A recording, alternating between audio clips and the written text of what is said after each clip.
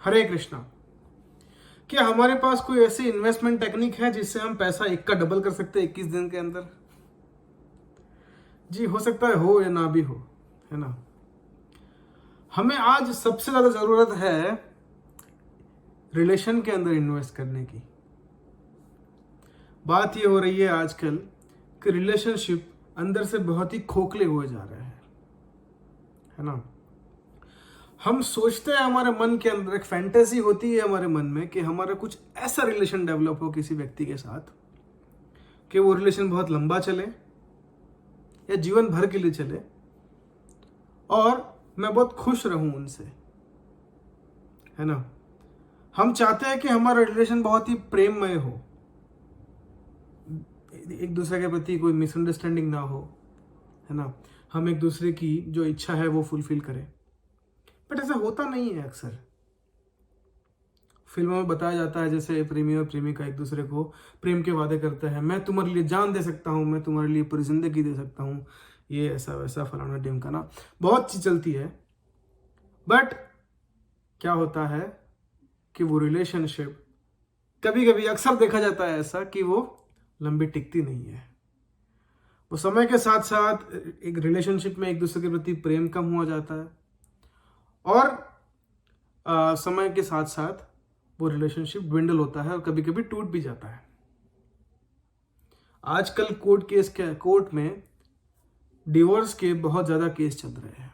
कुछ कुछ जगहों पे दुनिया में ऐसी जगह है जहाँ पे 60 to 70% डिवोर्स रेट है, जो बहुत ही एक अलार्मिंग फिगर है ना। तो ऐसा क्या है जो रिलेशनशिप को लंबा चलने नहीं देता है? वो है आपकी एक्सपेक्टेशन। हम क्या करते हैं कि रिलेशनशिप में इन्वेस्ट नहीं करते हैं, और जब इन्वेस्ट नहीं करेंगे उसके पहले हम रिटर्न चाहते हैं। ऐसा कभी हुआ है कि आप किसी जगह पे पैसा इन्वेस्ट ना करो और बोलो कि मुझे रिटर्न दे दो? ऐसा हो सकता है क्या? कभी नहीं हो सकता। ठीक वैसे ही रिलेशनशिप में जब तक हम इन्वेस्ट नहीं करते हैं तब तक हमें वहां से रिटर्न प्राप्त नहीं होगा। और रिलेशनशिप के चक्कर में ये बात ध्यान रखने की बहुत जरूरी है कि उस रिलेशनशिप में कभी भी रिटर्न की अपेक्षा के साथ इन्वेस्ट नहीं करना है। ये गलती कभी भी नहीं करनी है। रिटर्न अपनी जगह पे है, इन्वेस्टमेंट अपनी जगह पे है। जब व्यक्ति सिर्फ और सिर्फ इन्वेस्टमेंट के ऊपर मैं क्या दे सकता हूं उसके ऊपर सोचेगा रिलेशनशिप के अंदर, तब रिलेशनशिप बहुत ज्यादा स्ट्रांग बनेगी, है ना। अभी ये हो गया थियोरेटिकल, प्रैक्टिकल समझते हैं यहाँ पे। जब हम महाभारत की बात करें तो अब देखो कि पांडवों को भगवान कृष्ण के प्रति बहुत प्रेम है। तो क्यों है? क्योंकि वो भगवान है। हाँ, एक रीजन है कि स्वयं कृष्ण भगवान है।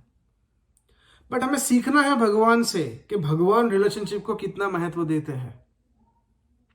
जब भी पांडवों के जीवन में कोई समस्या आई, जहां पे वो लाचार थे, जहां पे वो कुछ नहीं कर सकते थे, तब जाके भगवान वहां पे आके खड़े रहे। वो चाहे युद्ध हो, चाहे दुर्योधन के पास एक संदेशावाहक बन के जाने की बात हो, या फिर भरी सभा में द्रौपदी के चीरहरण की बात हो, जब कभी भी पांडवों के जीवन में कोई भी समस्या आई तब वहां पे कृष्ण हाजिर थे, है ना। अभी यहाँ पे देखने की ये बात बहुत जरूरी है कि पांडवों के जीवन में ऐसा फेज भी आया जहां पे उन्होंने बहुत गरीबी में जीवन व्यतीत किया, जंगलों के अंदर इधर उधर भटकते हुए जीवन व्यतीत किया। भगवान स्वयं द्वारकाधीश है ना।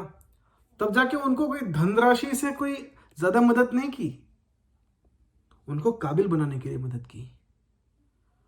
उनकी बुद्धिमत्ता को, बौद्धिक क्षमता को इतना सक्षम बनाने का प्रयास किया भगवान ने कि तब जाके वो लोग दुनिया पे राज कर सके।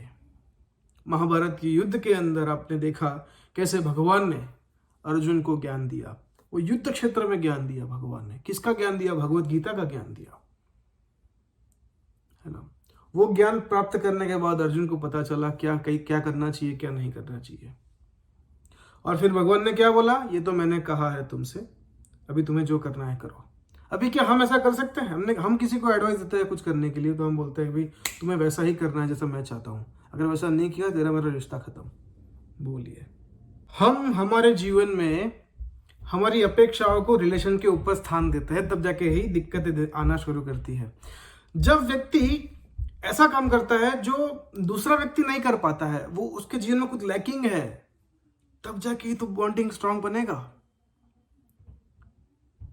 अभी लेट्स से कि मेरा कोई दोस्त है जो कुछ करने के लिए सक्षम नहीं है और वो चीज मेरे लिए काफी आसान है, मैं वो कर सकता हूं अच्छी तरीके से, और मैं उसको उस चीज को जो वो नहीं कर सकता है वो करने में हेल्प करता हूं, तो रिलेशन कितना मजबूत बनेगा।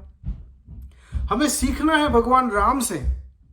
रामायण के अंदर जैसे हमने देखा कि बाली सुग्रीव का भाई, उसने क्या किया, अपनी आकांक्षाओं को और अपने आप को उसने सबसे आगे रखा, अपनी अपेक्षाओं को सबसे आगे रखा।